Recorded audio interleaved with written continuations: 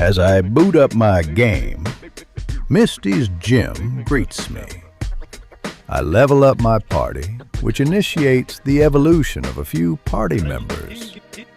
Jimmy John's, Ben & Jerry's, and Starbucks. Stomping through the torn-up dig house, I find a Team Rocket grunt loitering in the backyard. We swiftly defeat the lackey, and he returns the stolen dig TM to me. Furthering the circle of theft, I take the technical machine with me to Route 5 to get an encounter. We find an oddish first, triggering the dupe's claws again, before getting our real first encounter. Meowth. I truly have no clue what to name this thing, and I need your help. If you have any restaurants or fast food places you really like, leave them in the comment section below. And if you don't want to miss the next part, where your nickname and comment could be included, hit the subscribe button on your way back up. Thanks. Wendy's is automatically deposited into the box, and we make our way into the underground path. After reaching the end of the path, a hiker gives us one of 3 random Johto starters.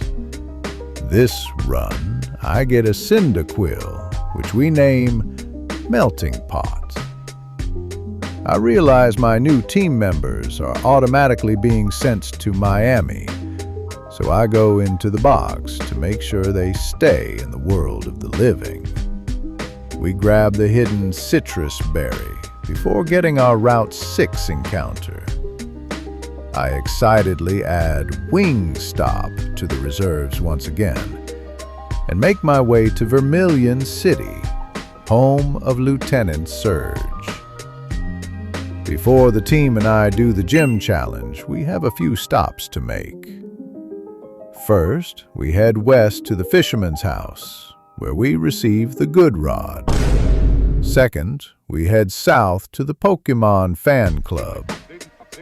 After getting the most diabolical yap session via the president of the fan club, I get the bike voucher, which can be exchanged in Cerulean for the bike.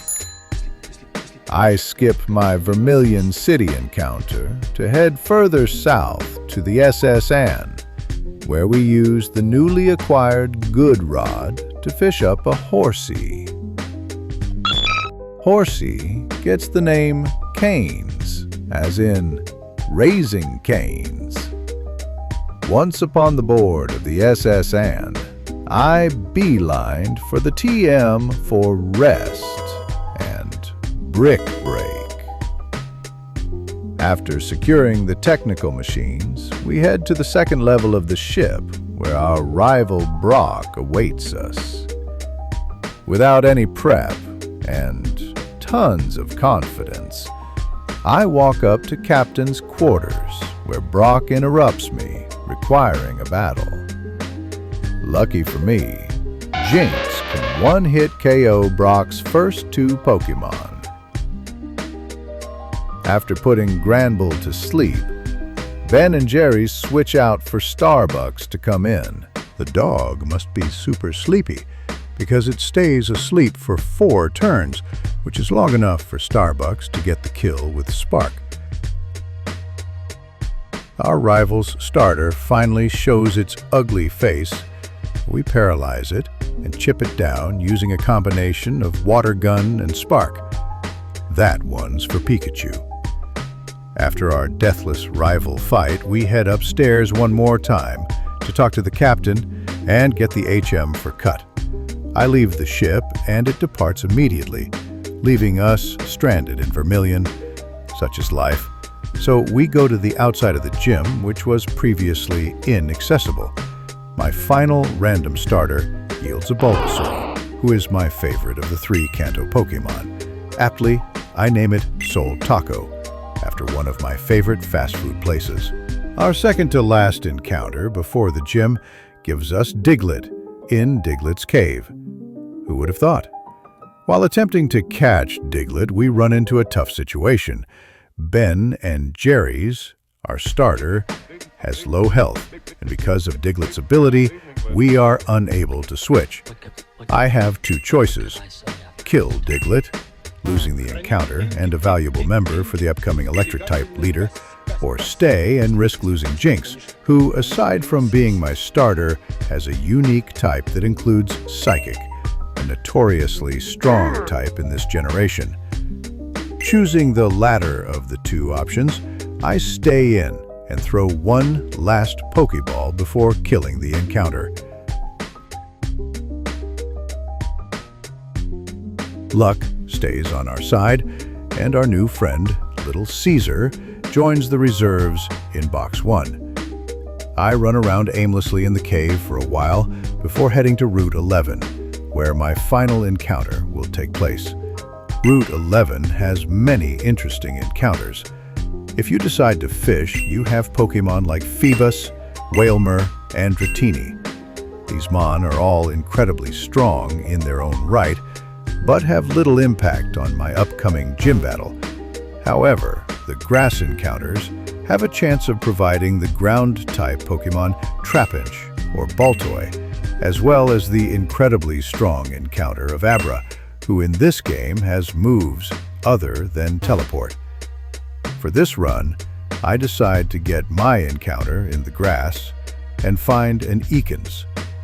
The snake gets the name Cheddars and gets thrown in the box where it'll most likely spend the rest of the run. I beat down the 3 gym trainers and solve the least annoying gym puzzle in the game to make it to the man known as Lieutenant Surge. During team prep, Little Caesar became Little Caesars while evolving to a Dugtrio. I land on the combination of Dugtrio, Lantern, Numel, Bellosum, Meowth, and Manectric. It feels odd not choosing to bring my longest tenure companion, but with Jinx in the box, I march forward to battle Surge. Surge leads with Flappy, who falls to a single super effective dig. Well, almost falls to a single dig. Lieutenant Surge becomes the 3rd leader to use a healing item. However, just like Misty, it did little to stop his Flappy from falling. The water-type Pokémon Chinchou comes out next, so out comes Sweetgreen, the grass-type. Sweetgreen fights through paralysis and confusion to get off 2 Mega Drains, which is enough to finish Chinchou. Manectric comes out since the AI sees a kill with Flamethrower. Panda comes in to catch the Fire-type move. After a crunch, Panda is left low. I switch her out for Wendy's, a Pokémon I don't mind losing as much. Priority Fake-Out kills the dog, and the leader's ace, Raichu, comes out. As intended, we let our furry friend Meowth get killed by the incoming Surf as we switch in Caesars. We trade blows until a dig finishes off the ace, but not before paralyzing Caesars. The paralysis proves to be a problem, as Dugtrio is unable to get another dig off. Jimmy Johns comes out and paralyzes the Jolteon, before switching to Starbucks. Starbucks chips the dog down a bit, using Water Gun and Confusion. Then, like the 10 million IQ Pokémon player I've proven to be, I use Spark into the Volt-Absorb Jolteon, giving it enough HP to be full again.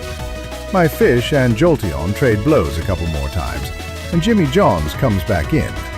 Using Howl, I boost Jimmy's attack, thinking that once it's boosted, a few quick attacks would be enough to 1 or 2 hit a couple of Pokémon.